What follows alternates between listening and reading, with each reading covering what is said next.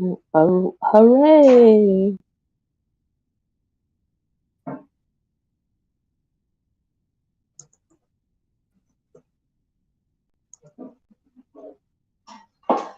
Hello, everybody. Welcome to our podcast, Unraveling FND, with Ashley and Elisabeth. Hello. Hey, Hey, Elizabeth. anybody, Just posting. I'm just posting on our Facebook page. two people are watching right now. Hey, everybody. Here, two people.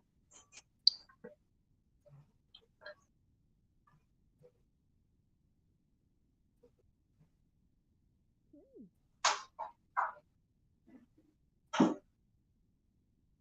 So today we'll be talking about disability in the workplace, which is a big There, subject for us right now. yes. Disability benefits that I'm trying to apply for. And Ashley for the The workplace. workplace.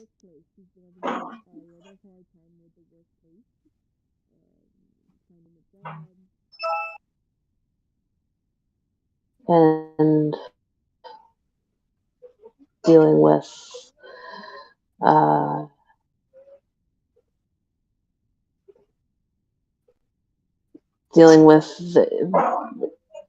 from in my job. Yes. Hello. And Hello, hello. I can hear you. I'm here. Hi. Oh, okay. Yeah, I'm here. That Yeah. was weird. Maybe Some something background noise. not like last time. Oh, I hope not. Oh my goodness. Yeah. So, yeah, no, yeah, some disability issues. Yeah. Yeah, some disability issues in the workplace. Yeah, so having some disability issues in the workplace. So that's a relevant topic for me. Let's start the podcast for tonight. Great. So, what we're going to be talking about tonight and how we always start off our podcast is my name is Ashley and I'm the founder of FND Warriors. Tonight, my friend and co-host Elisabeth and I are going to be discussing tonight disability in the workplace. We also want to introduce you to our cause. We are a support group. We are here to educate, provide information, and guide you through your F&D journey. We are on many different platforms, and we have a 24/7 chat on Discord. We know that everyone's journey is unique to them and can be a roller coaster of symptoms. We want to make the condition more transparent and there to be more awareness throughout the world. So, just a little bit more about functional neurological disorder, or more aptly abbreviated by us as FND. So, FND or functional neurological disorder is a condition where there is a problem with how the brain sends and receives information, leading to symptoms that can mimic neurological disorders or like strokes or multiple sclerosis. Symptoms can include non-epileptic seizures, weakness or paralysis, and movement disorders. But these are not due to a structural disease of the nervous system. Instead, these stem from issues with how the brain functions, often triggered by psychological stress or trauma. FND was previously referred to as conversion disorder or SIRIA, but modern understanding treats it as a neurological issue rather than sorry, treats it as more as a neurological issue rather than solely psychiatric. We wanted to let you know that the opinions expressed here are those of the authors and do not necessarily reflect the views of the professional medical organization. The information is not intended to replace the advice of a doctor. The health related information on this site should not be used for diagnosing or treating a health problem or disease. So that's just some basic information that we wanted to let you know. Yeah, so with that, with all that information about FND, we'll just jump into tonight's topic, which is disability in the workplace. So let's start with the definition of disability with FND. So when we're discussing disability with FND, we focus on how the disorder impacts an individual's ability to perform daily activities and participate in societal roles. Um, let's start with definition.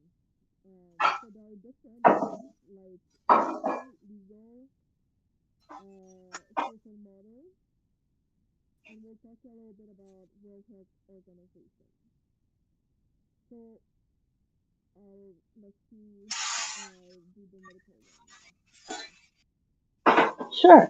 So the medical definition of a disability is often described as a physical or mental condition that limits a person's movement, senses, or activities.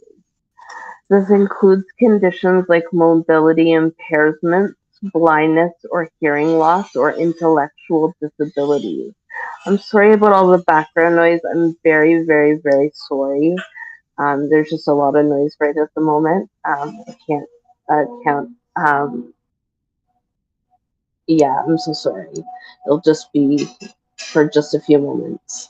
Um, uh, so yes, so it only so it includes mobility impairments, blindness, hearing loss, or intellectual disabilities. So those are just a few of the disabilities that are included in the medical definitions. Of course, that encompasses a lot of the medical definitions, but there's a lot of things that are not included in that. There's a broad range of things that aren't included in that. There's a lot of things that are not included in that, but there's a lot of things that do fall under that. So it's important that it's looked at a high level, and it's looked at a low level as well, because um, like my condition, like FND would fall under a mobility condition, it could fall under a hearing condition, it could fall under a blindness condition, it could fall under so many different things, because because it depends on what symptom you have, could fall under so many different things. Same as my IIH, it could fall under so many different things. Yeah, yeah, good. So let's do the social model of disability. So this model views disability as resulting from the interaction between individuals with impairment and in an environment filled with physical, perception, communication, and social barriers. A disability is not seen as an attribute of the person, but rather as a complex interaction where societal and environmental adjustments could mitigate or even eliminate the disability, quote unquote.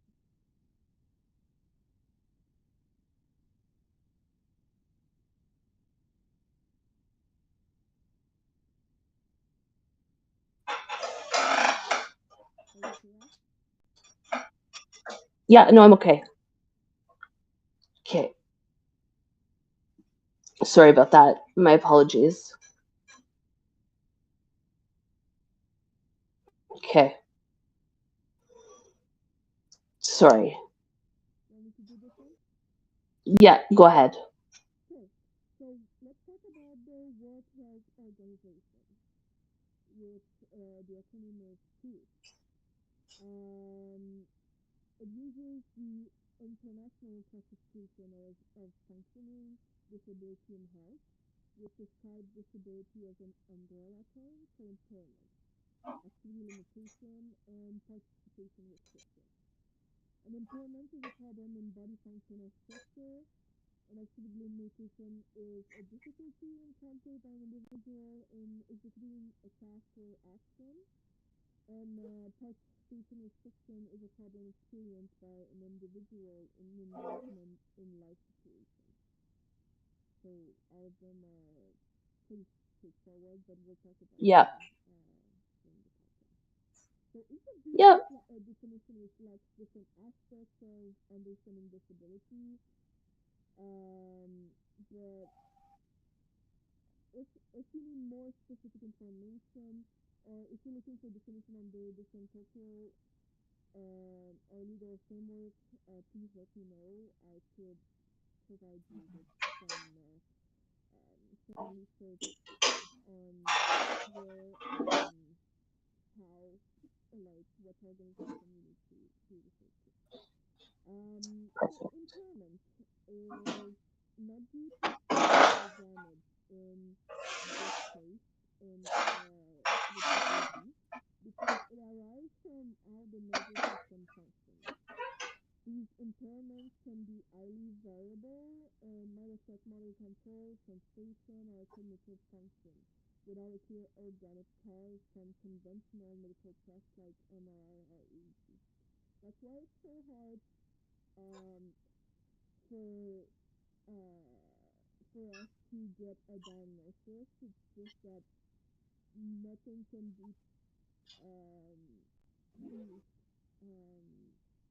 by MRI Hmm. or EEG. It's really from what we are experiencing, and it's nothing quantify. That can be quantified. Exactly. Basically it's it's made by a diagnosis made by exclusion. Yeah. Yeah. What about So activity limitation? activity limitations. So people with FND might struggle with basic activities like walking, using their hands, like fine motor tasks, speaking clearly, such as like I am today, or managing their daily routine without help. These limitations can fluctuate significantly, often in response to stress, fatigue, or other triggers. So that is something that can very significantly um, affect people with FND.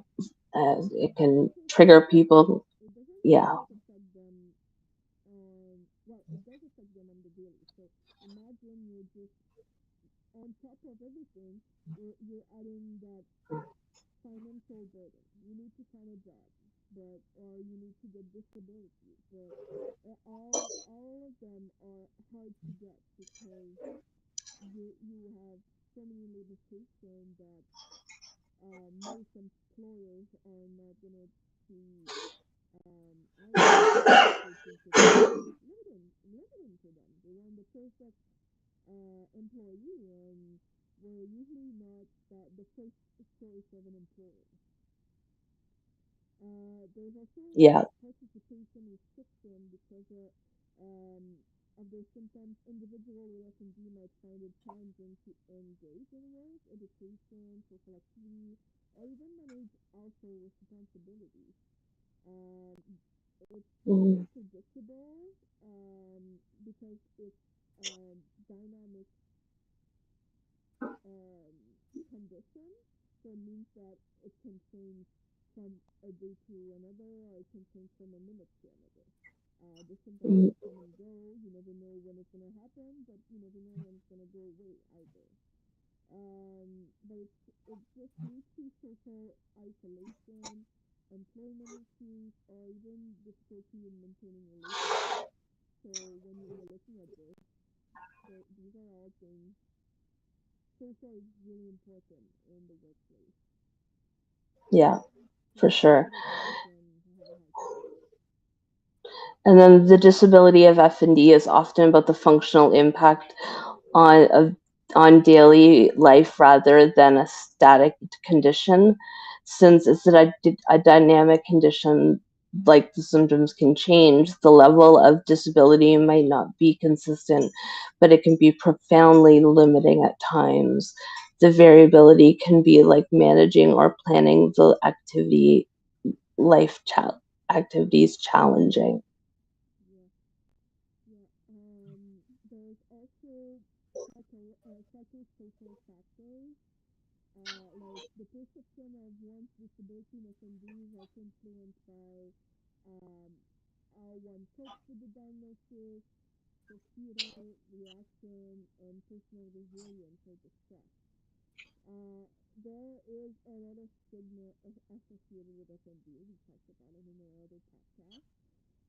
Because it's due to misunderstanding about the neurological basis of the problem. So it's either all in the mind or more purely psychological. That can definitely exacerbate the sense of disability. Exactly. Yeah. So in the workplace, people with FND are gonna get so many challenges. So let's just get into a few of them that could happen to you or someone you love. Um, there's the employment status. Most individuals with FND, particularly those with functional seizure, experience challenges at work because it can manifest as difficulty in maintaining productivity, adhering to work schedule, or performing specific job tasks due to symptoms like limblessness, seizure, or cognitive impairment. It's been that's actually what has been uh, the the the thing that I got that was a challenge for me because I've been trying. I can't even think about having a job because I am so unwell some days that I don't even know how I could even handle something. Yeah. And most days are not good. I am better now, but I remember at the beginning that was not even nothing. I could even take care of myself. So No, I I was so know. tired. And some days like I can't even put a sentence together. And there's some days that I can't even put myself together enough to get out of the house without Luna. So I don't even know how I would even put myself together to put myself together to get out of the house to go to work without Luna. So I couldn't imagine Yeah, doing it. I know. I, I the thought of it gives me anxiety. It's so hard because there's just um that stress about finance. The fact Yeah. that you don't even know how you're gonna be able to make it, but you are so unwell that you don't even think you can even contribute to anything about that. Because the thing about FND is that stress is gonna trigger the symptoms, so you need to make sure that you're not stressing too much. But there's always that kind of burden on top of you, which is stressful.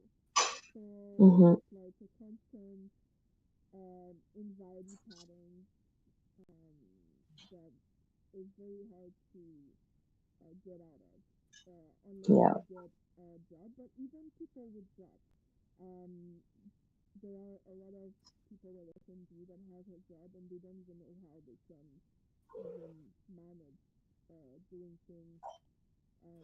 Like they are coming back from work and they cannot even take care of themselves because all their energy went into work, and that's just because they need to survive, but they don't have any quality of life. So it's really hard to find a way to be comfortable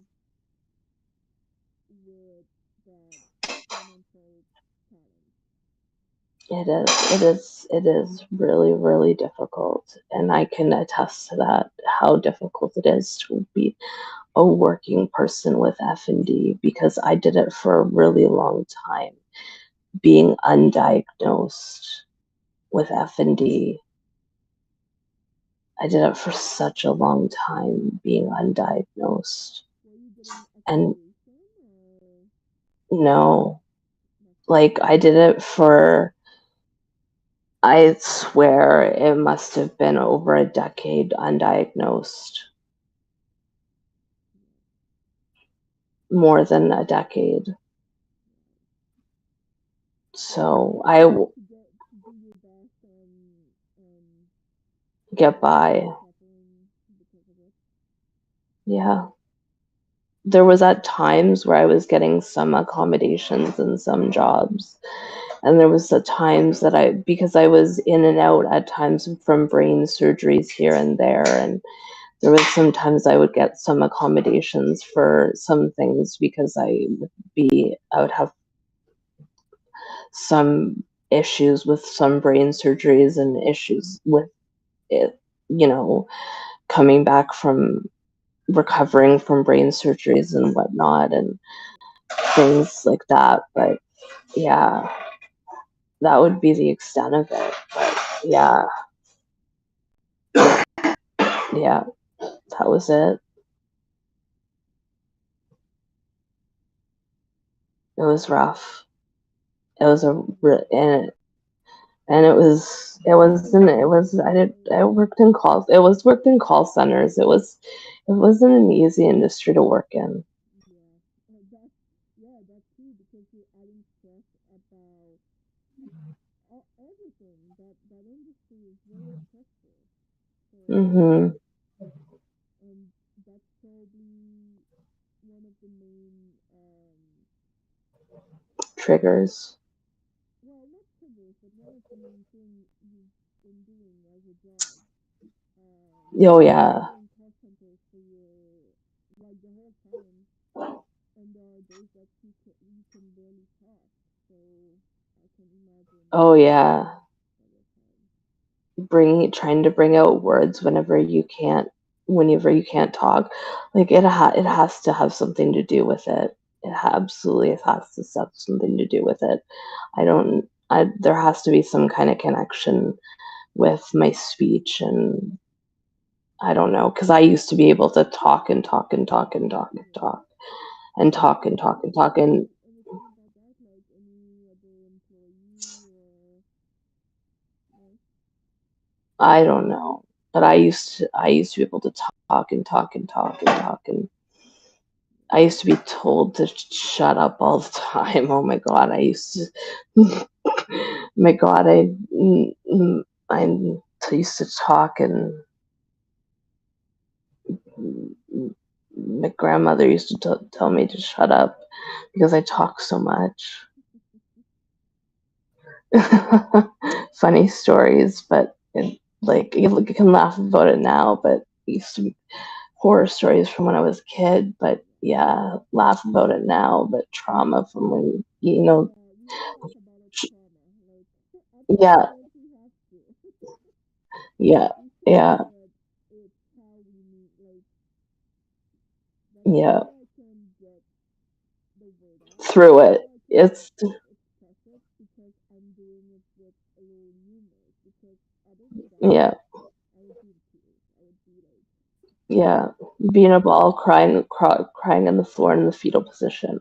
yep, Yeah, but that's not what we're here to talk about today. We're here to talk about work and employment status and stuff like that. work So let's restriction now. work restrictions. So let's talk about that. So work restrictions. So a significant number of individuals with FND support work restrictions for themselves due to their work conditions. So these restrictions might involve reduced hours, modified duties, or accommodations for physical or cognitive impairments. Accommodations. Common accommodations include flexible working hours, the ability to work from home, adjustments to the physical work environment to accommodate mobility issues or sensory disturbances, Under the law, employers must provide reasonable accommodations if you're qualified for the job. Lots of discriminations is made against people with hidden or invisible disabilities. If it, it does apply if the workplace and the hiring process, um, yeah, so what that means is regarding discrimination. Accommodation, like how did you get accommodated in your job? I know you had this you had a hard time walking and Yeah, so at my job I was having an issue with my walking, and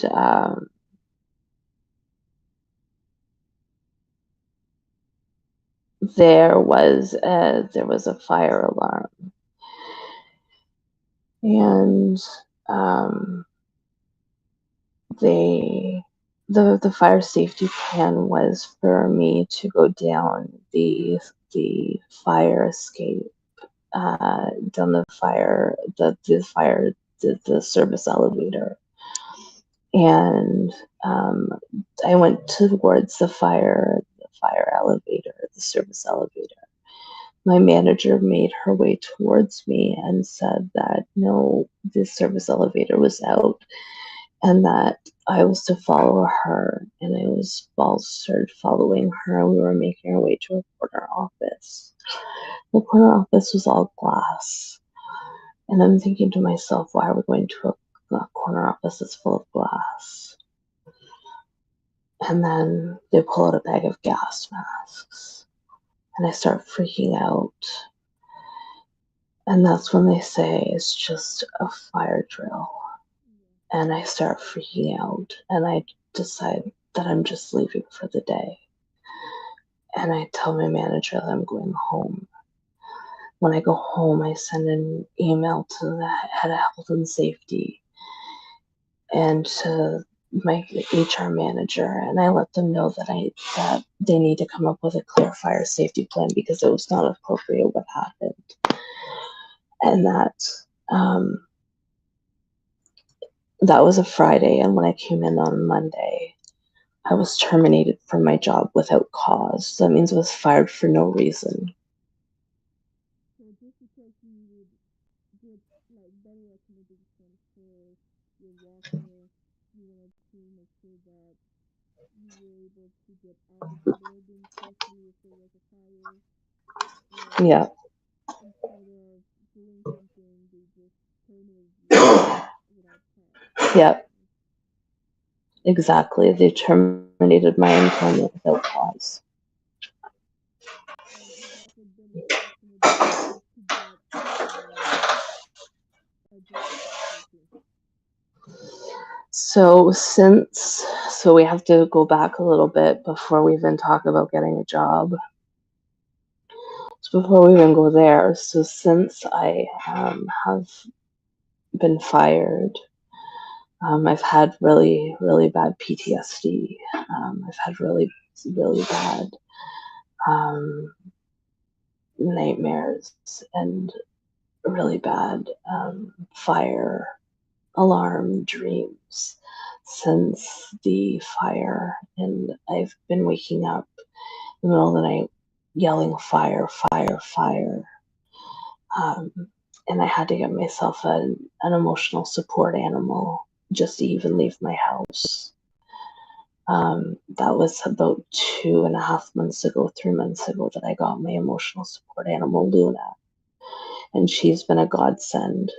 She's been the thing that's been able to get me out of the house, other than my husband. If I don't have my husband with me, I have Luna. Um, and Elisabeth and has met Luna, and Luna's amazing. Yes. Uh, she's fantastic, and she's just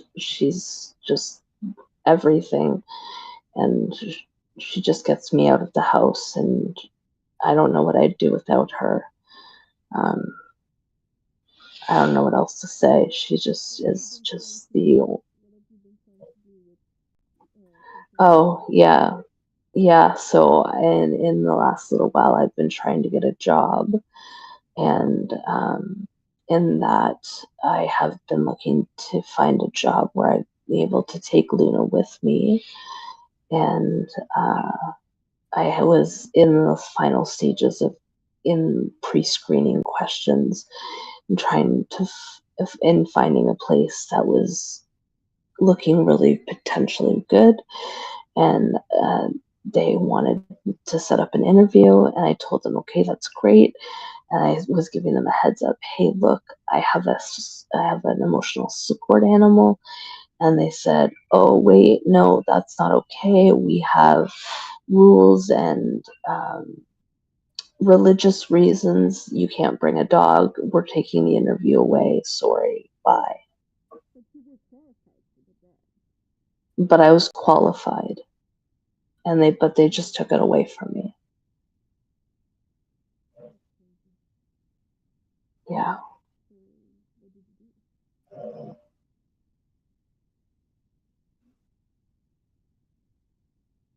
Mm. I leaned on my warriors.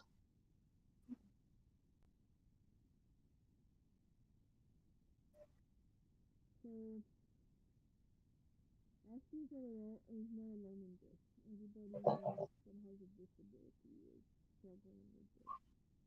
Um, I can get that. It's really, really hard to just live in this financial world, in this economy, when there's no accommodation, so many restrictions and limitations. This is very hard. And this is all based on our society sees the disability, and how they want the perfect employee that is not gonna give you too much work, but we could be a good employee. It's just that we need the right accommodation. So it's Yeah, exactly. very Basic. It's really basically simple. I didn't even tell the worst part of it. They had isolated me, and they had started a constructive dismissal before that. And for anyone that doesn't know what a constructive dismissal is basically them trying to push you out before them slowly trying to ice you out, them slowly trying to push you out, and trying to basically force you out of your position. yeah. But it's your call, so they're not firing you. You are leaving, and that's where they're legally, they're basically they're tricking you into making you quit. yeah, exactly, and they're not legally responsible of anything if we're the ones that are quitting and not them who are firing. Um, so yeah, this is uh, this is a struggle for sure. Do you have anything else to share about your workplace challenges? Okay, so we'll start with my part of the podcast. Well, my part, not really. It's just that I've been dealing with a lot of disability benefits lately. So I got one from, I was in a car accident, so I got one from the car accident um, for 2 years. And after 2 years, you need to get into, well, in Canada, you need to get into other disability benefits for, um, like, what is it called? When there's no limit. When, like, for the foreseeable future, you'll have a disability benefit. Um, yeah, so you cannot go back to work. You are unfit to work at all, and the restriction is very the eligibility for that benefit is really hard to comply with. They're gonna find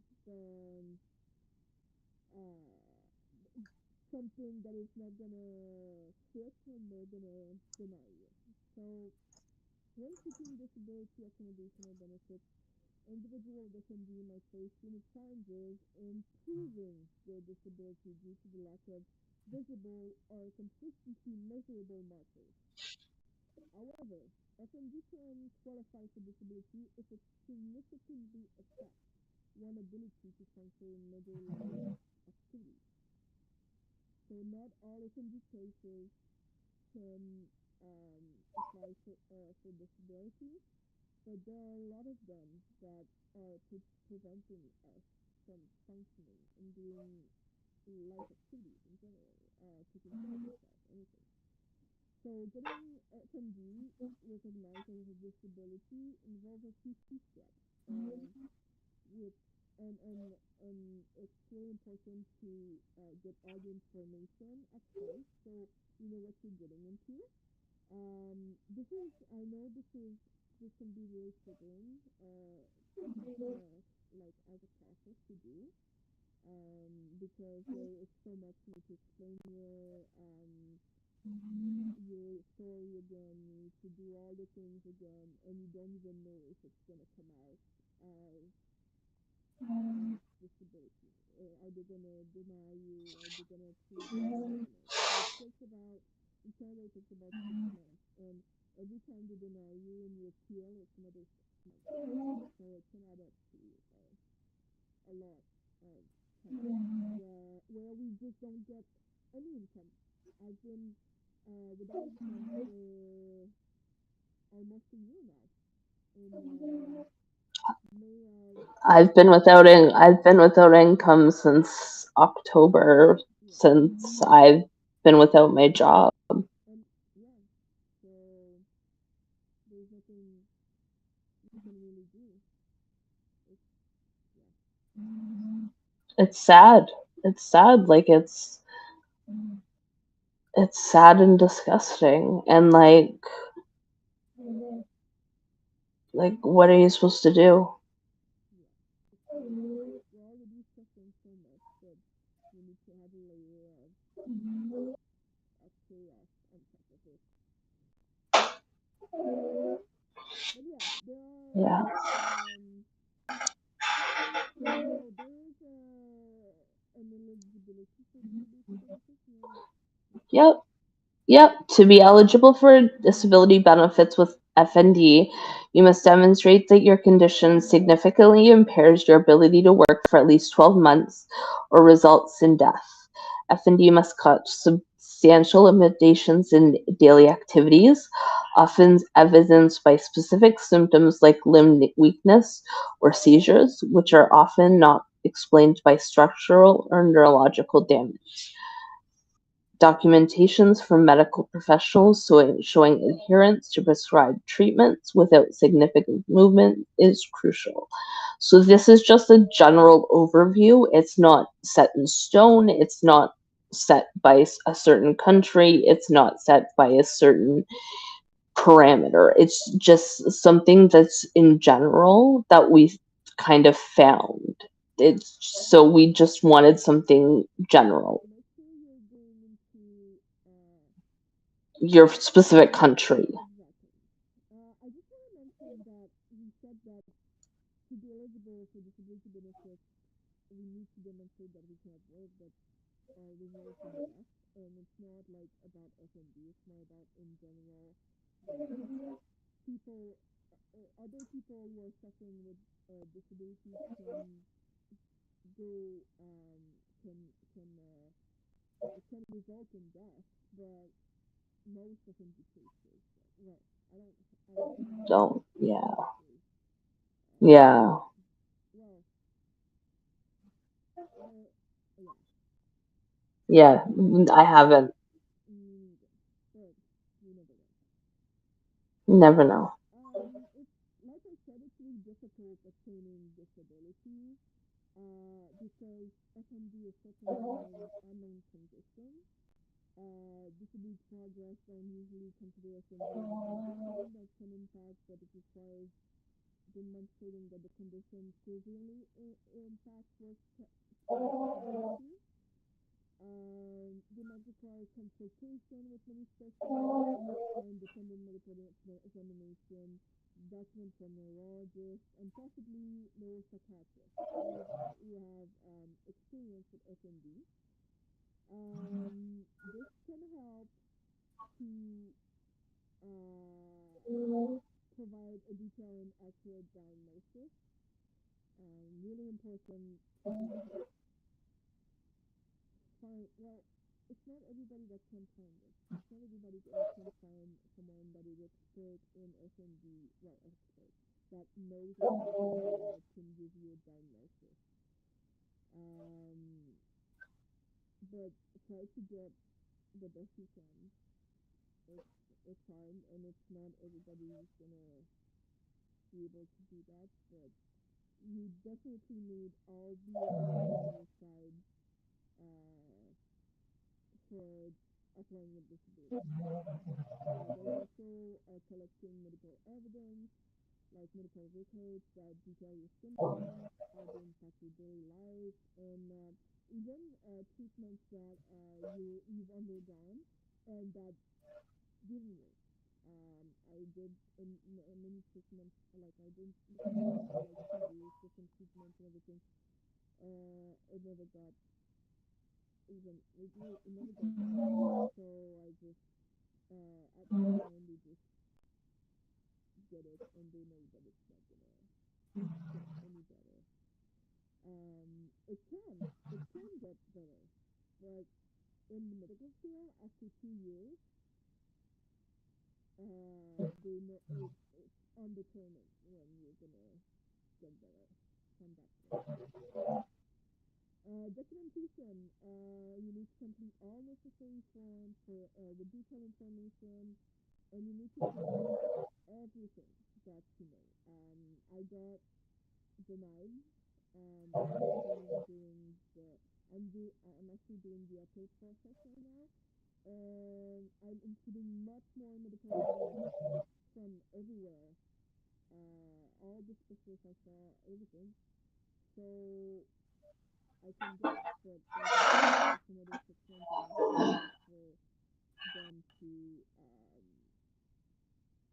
decide if I'm eligible or not. So, but understand that many disability claims are initially denied. Um, it is it's sad it is. Because at the beginning you just get them the form. Well, usually it's the first time you're doing this, so most of the time you're not gonna require, like, you're not gonna try and get legal advice or anything like that. You're just gonna complete the forms and make sure that everything is in order, and you'll send that. And after that first denial, you'll be like, okay, well, I need to make sure that I have all the proof on my side, and then go from there. If you can do it at Yeah. first, like, and know Yeah. that you need that documentation, and like include everything that you can that is proven that you cannot work, or that is a major that has a major impact on your life. And you might get accepted on the first try. It really depends Yeah. on how you're handling this. Yeah. I definitely advocate for including as much information im- as possible. Working for insurance before, the more information that you can provide, the better. Yeah. Yeah. Yeah. Okay. So now we're gonna move on to. Uh, There's also Sorry, my other apologies. benefits that you can Oh get, like yes. supplemental Yes. security income or anything else that can help you during that process, so you're not without income for so long. But these type of other benefits are usually for the people with low income, and it depends if you have a spouse or anything. This is considered in like the person you have is considered as applying with you, so you need to be on under a certain amount. Um, And then, yeah, so it's very difficult yeah, when get that benefit like that. So yeah, it's yeah. And then there's legal considerations that we have to take into consideration. FND is considered a disability if it is substantially limits one or more major life activities. Employers are required to provide reasonable accommodations unless doing so would cause undue hardship. So, in my experience, undue hardship would be like if it's such a small business that like undue hardship would be like if a secretary of like a business of like three people went on like leave and like the business or like needed some sort of special accommodation or something like that, and it did something to the business, and it's something financially to the business, and it didn't, and the business went under, and the business didn't financially survive. yeah,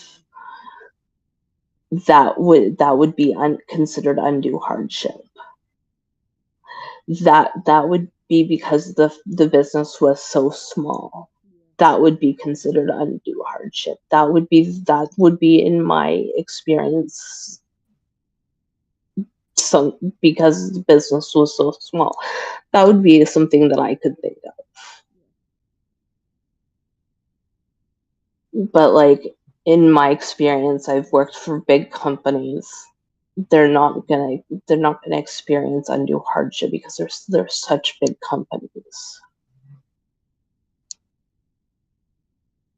So and then we move down to disclosure. Individuals must disclose their disability to request accommodations. Deciding how much to disclose can be complex due to fears of stigma and discrimination. And I can very much attest to that. In my experience,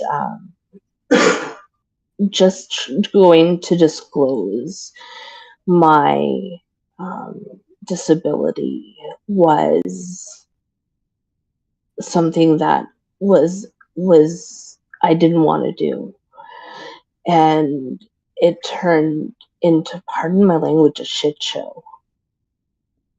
yeah. Like quite literally. Just disclosing can get you a job, like the job you're applying for away. Like you can just leave a job Yeah, in a split of a second just because you have a disability. So how much can you disclose for you to get these request accommodation without having them freak out I and know. not want to have you at all? I know. But like look at what happens. It's just discrimination and stigma that is basing their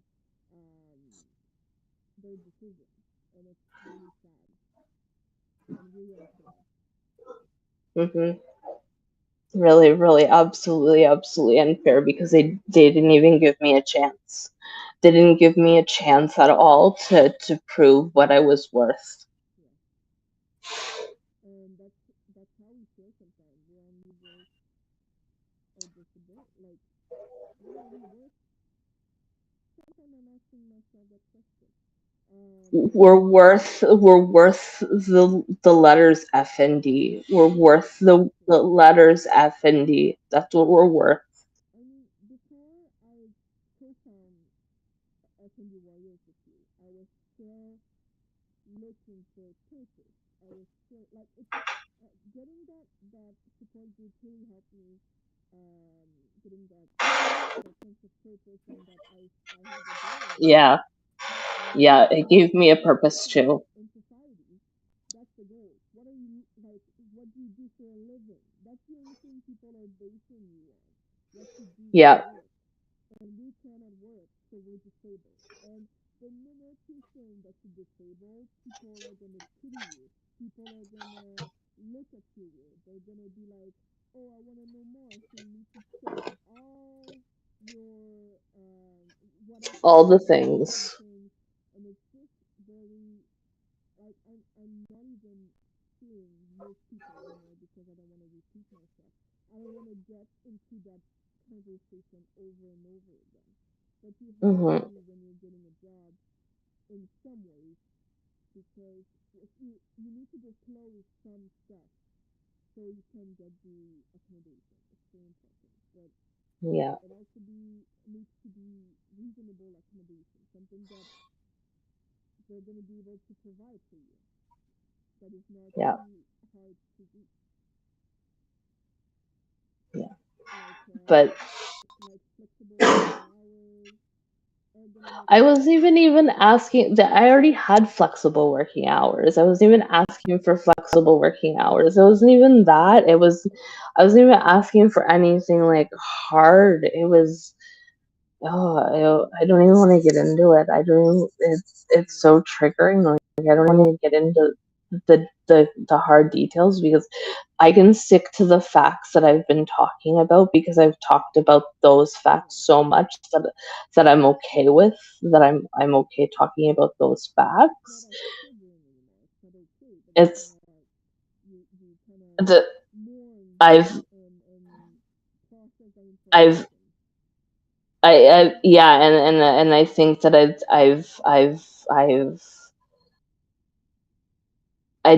said it so many times that it's just the shock value's worn off.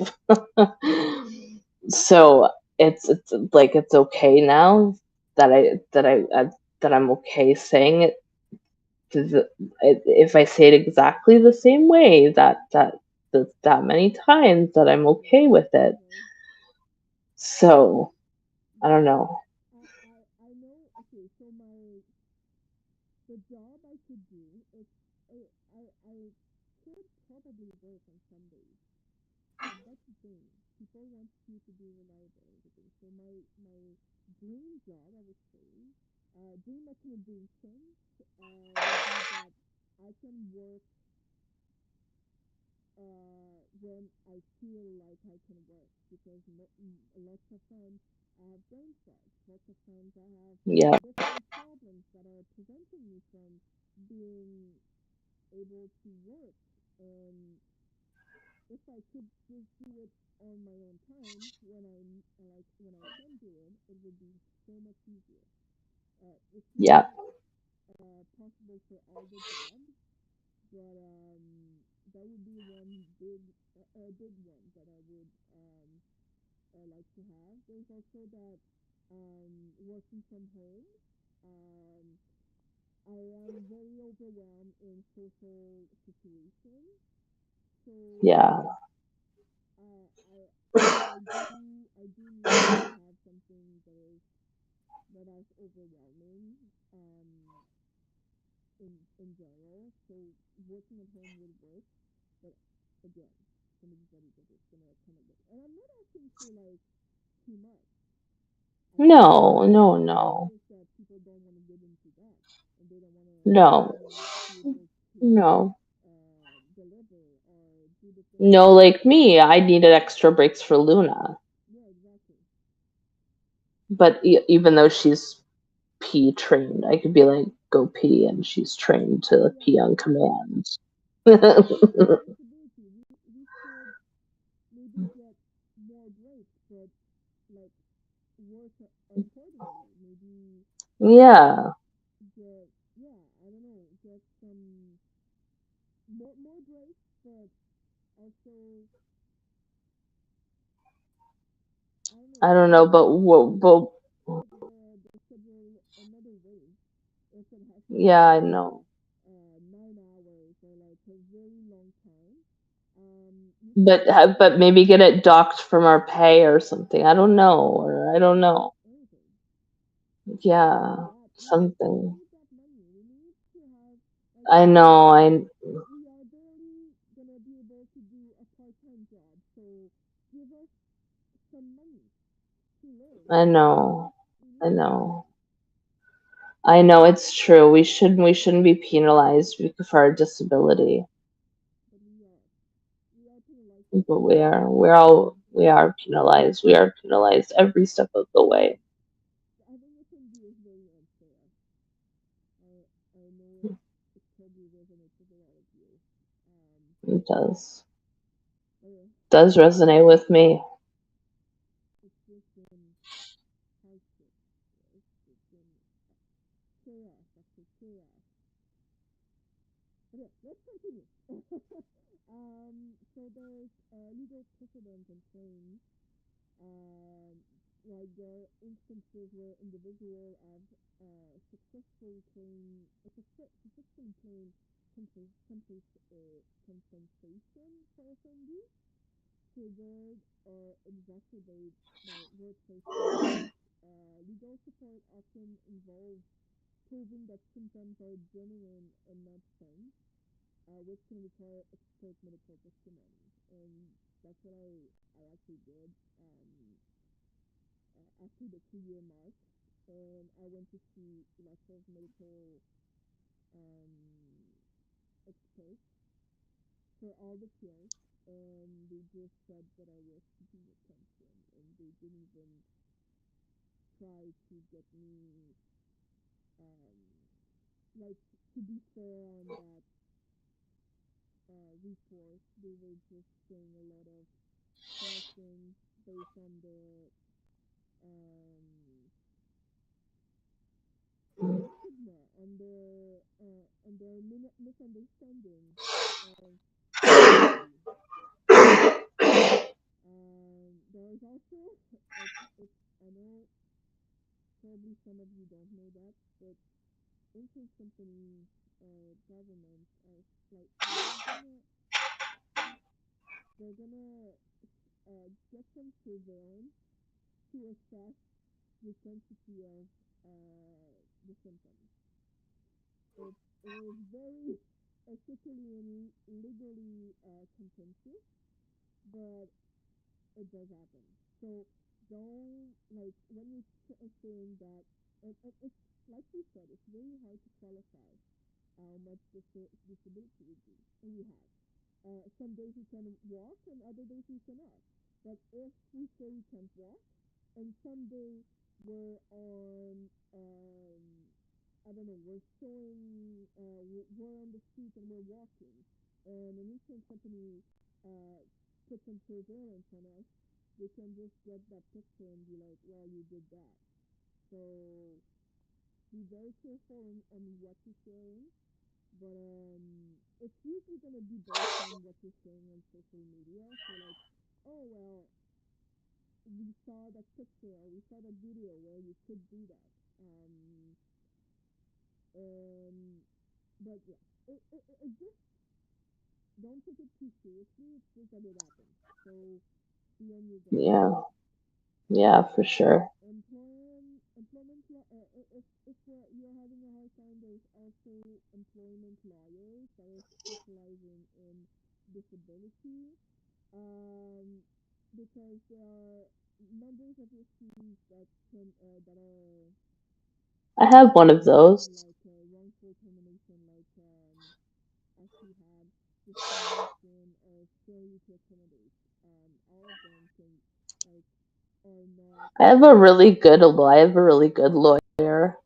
You do, you do. I'm proud of you because I didn't, and they said that they couldn't do anything for me because it would cost you. Like the legal system is really broken for some stuff. It is really broken. I'm sorry that you had such a really crappy lawyer.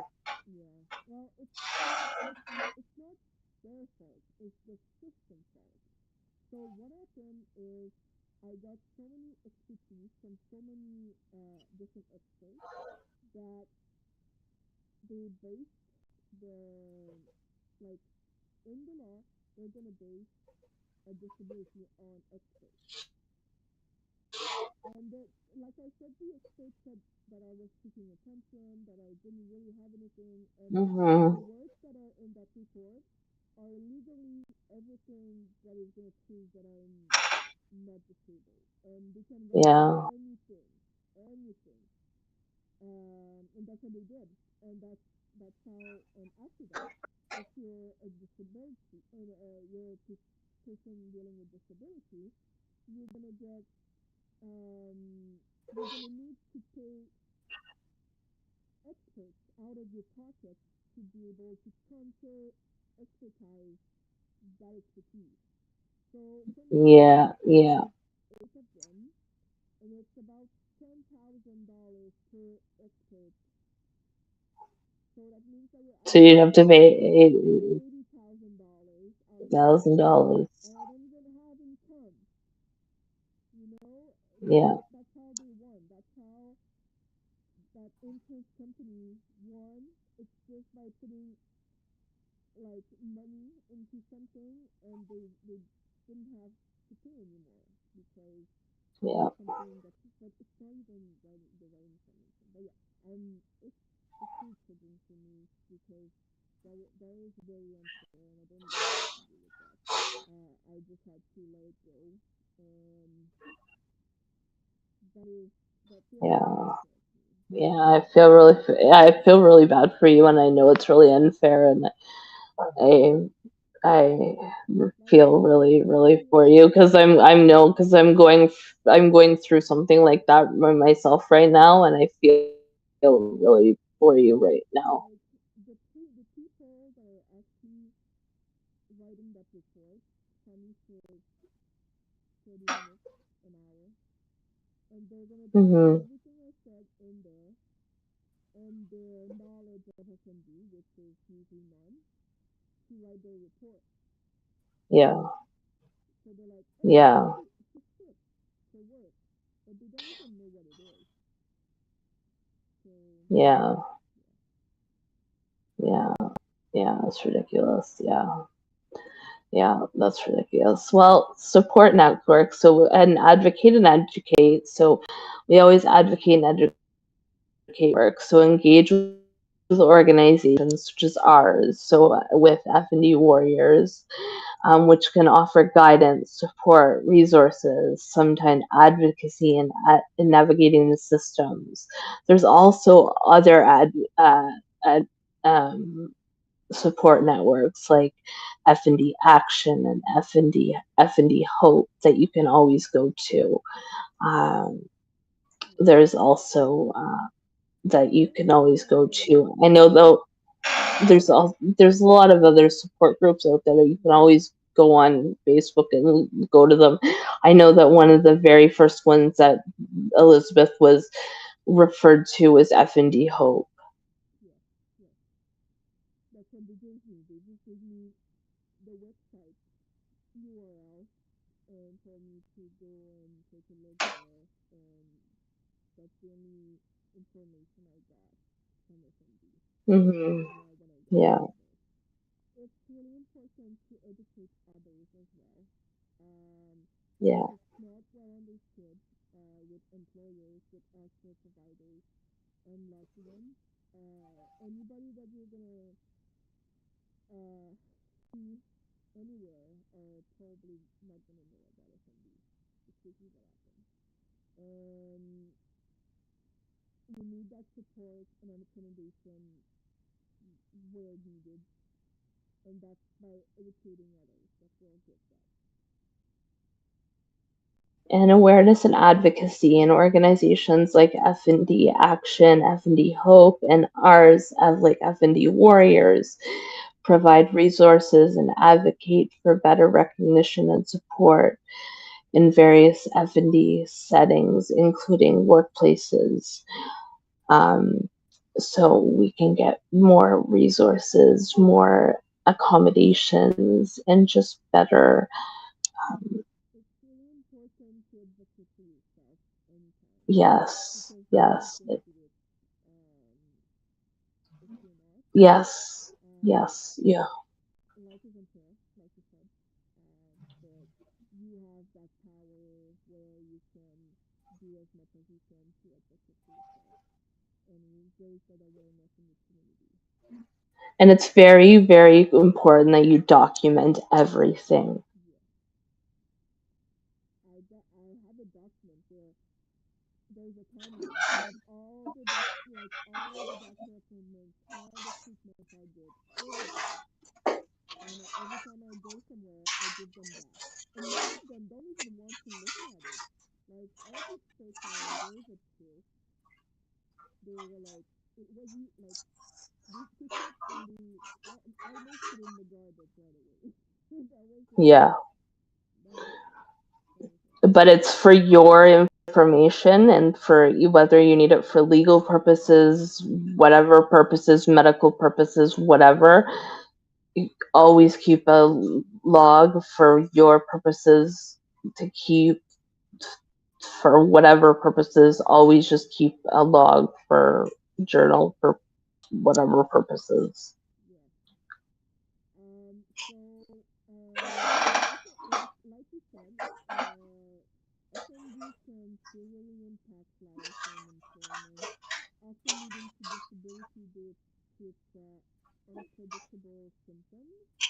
While legal protection exists, individuals with FND frequently struggle to obtain workplace accommodation and disability benefits due to misunderstanding and stigma. Raising awareness, advocating for better recognition, and fostering support networks are essential in ensuring fair treatment, improving workplace accessibility, and enhancing the overall quality of life for those affected by FND and also all disabilities. Um, this is not just us, it's everybody that is suffering from disabilities, having a hard time with that. So we have many platforms you can go to. There's a Facebook group, Yes. which the link is on the picture. There's a website where you can find information and uh, shops where you sell some merch for our cause.